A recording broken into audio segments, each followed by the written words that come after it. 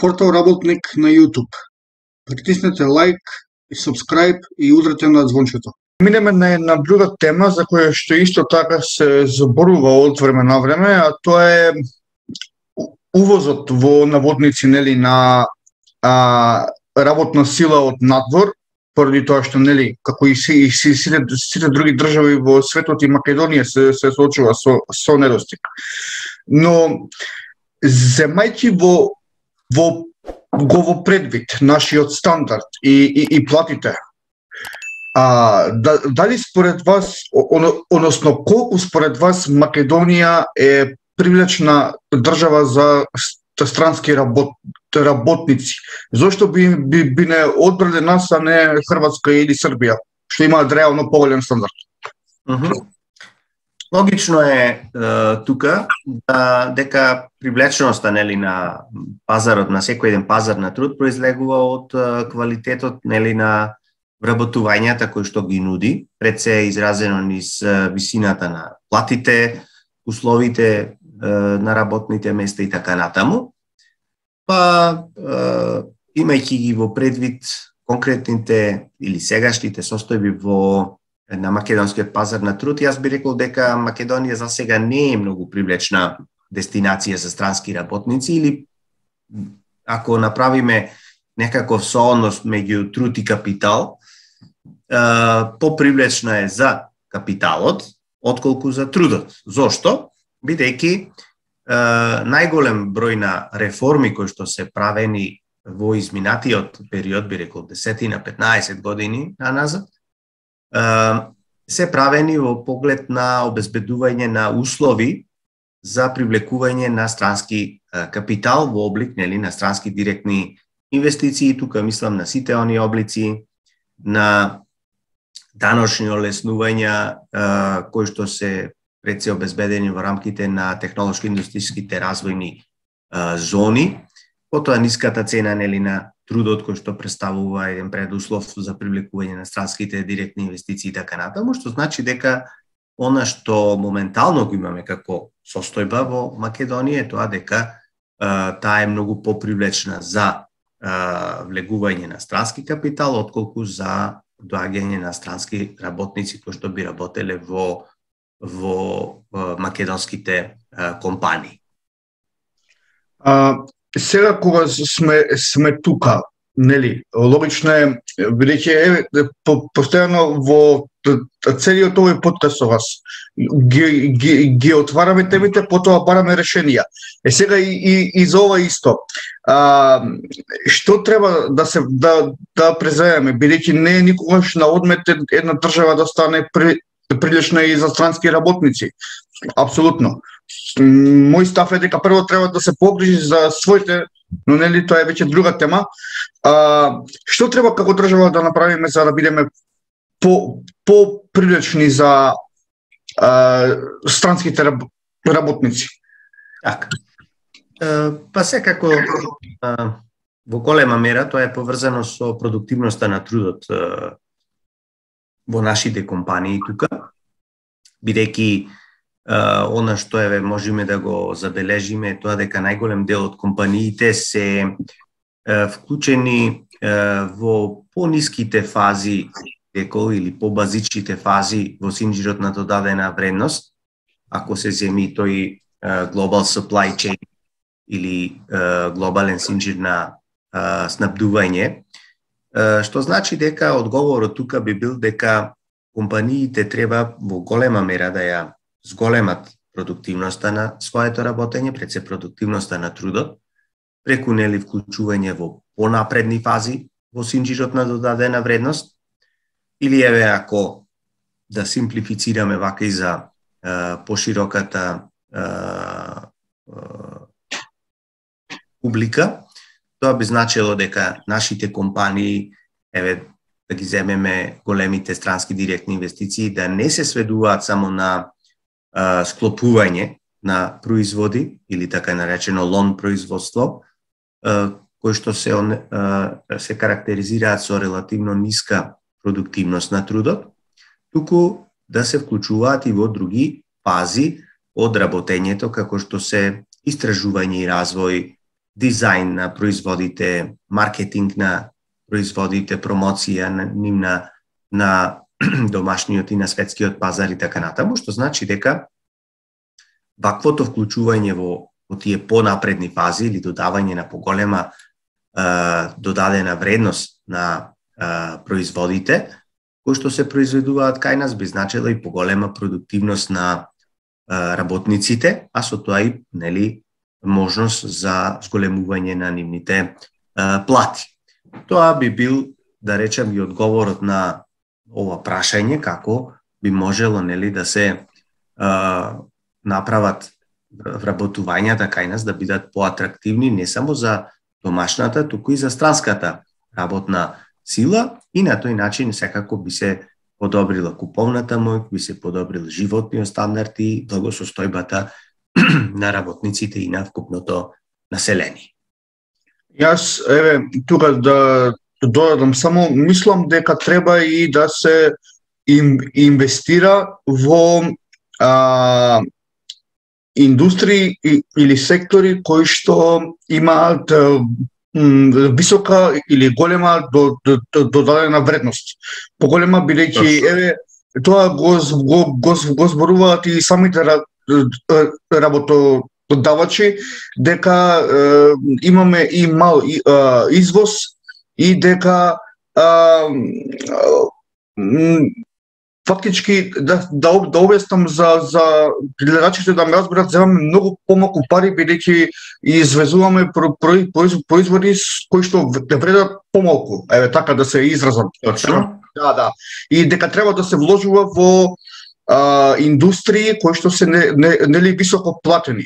Јас па дури мислам, бидејќи кај нас ако се погледне структурата на деловни субјекти, најголемиот дел од компаниите се микро и мали. Јас дури се над 90%. Да, јас дури се залагам. Да, јас дури се залагам барем како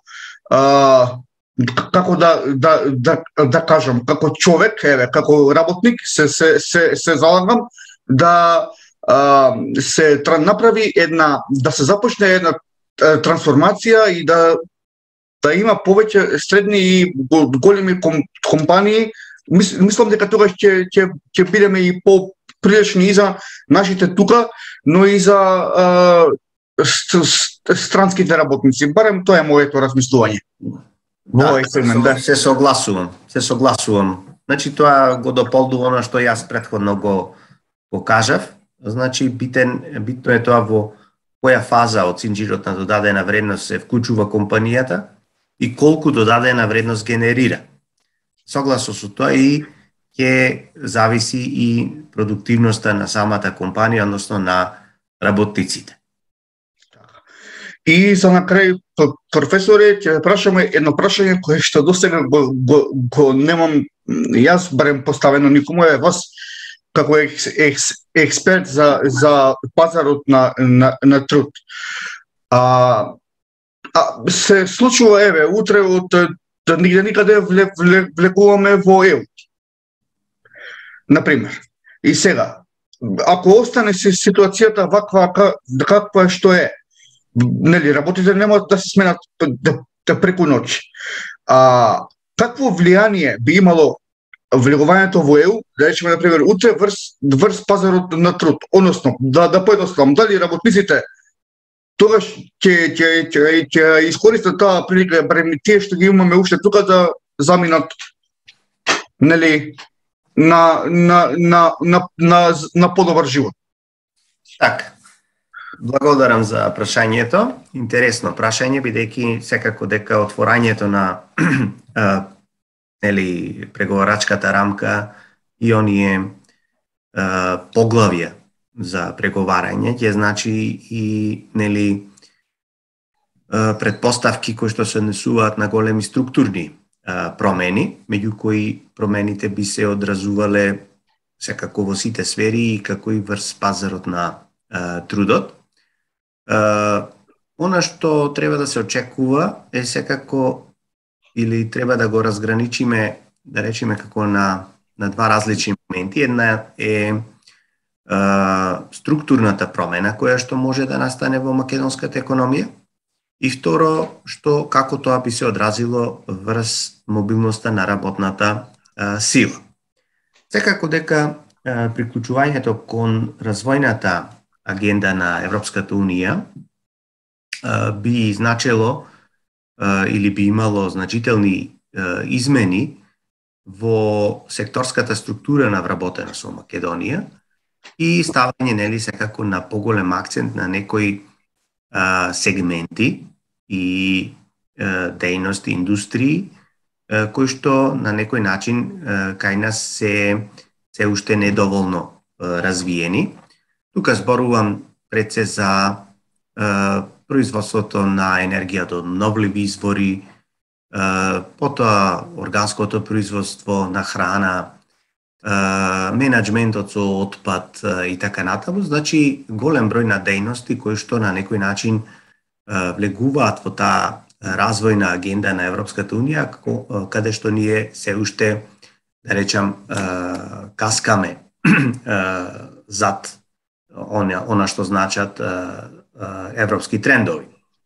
Од друга страна пак, приклучувањето кон Европската Унија би значело и поголема мобилност или услови или предуслови за поголема мобилност на работната сила, или со други зборови македонските работници би можеле слободно, без никакви посебни одобрувања, квоти или работни дозволи да се вработуваат во компании во други европски земји.